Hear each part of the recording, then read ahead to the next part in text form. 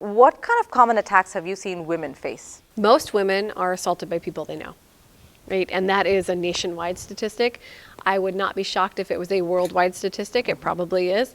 And very much so in the East Side in King County, in the East Side, Bellevue, Kirkland, Redmond. That's what you're going to see as well too. Most women are assaulted by people they know. Most of those incidents are going to be domestic violence related. There's going to be a parent-child, sibling, a romantic relationship, child in common relationship. There's some kind of state-defined domestic violence relationship because women are hurt not by strangers very often. And so most of those assaults are going to be argument-based, right? Which looks like mostly misdemeanor assaults, which are slaps, punches, kicks. That's what we see a lot of. We see a lot of shoving to try to get away to break up an argument. You will see, we do see strangulation, which is a felony in this state and is a huge issue. So I always push people to think about this. If someone is telling you they're being hurt by an intimate partner, please let's get them help. And if you don't want to call the police, call LifeWire, resource for domestic violence in King County, call the crisis line. You can even call the police department and talk to our legal advocate, not talk to an officer.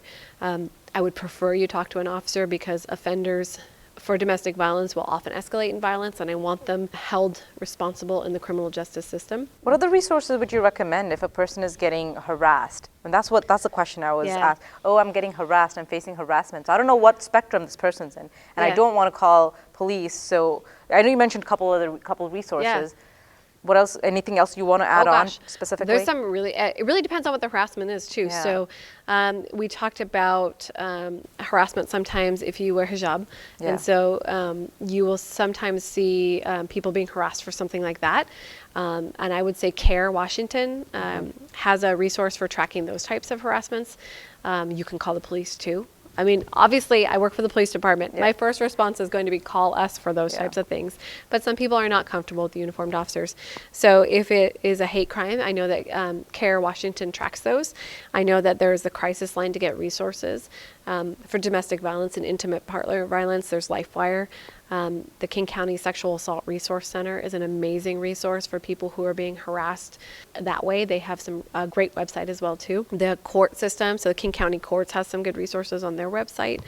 There's a lot of places you can go to. I'm a little biased and I will always say, right, I'm a police officer and we do want to help you. But I also understand that sometimes people are not comfortable with the uniform and they're not comfortable with turning to us first. So those are some of the biggest resources that I would recommend. And if you're not in the area, well, I'll put all those links down below, but even if you're not in the area, there most likely is something in your area that's similar, and hopefully this will get you some ideas to those resources. So I'll definitely put those links down below, so go ahead and check them out. Worst case, I would say anywhere in the US, you're going to have access to a crisis line.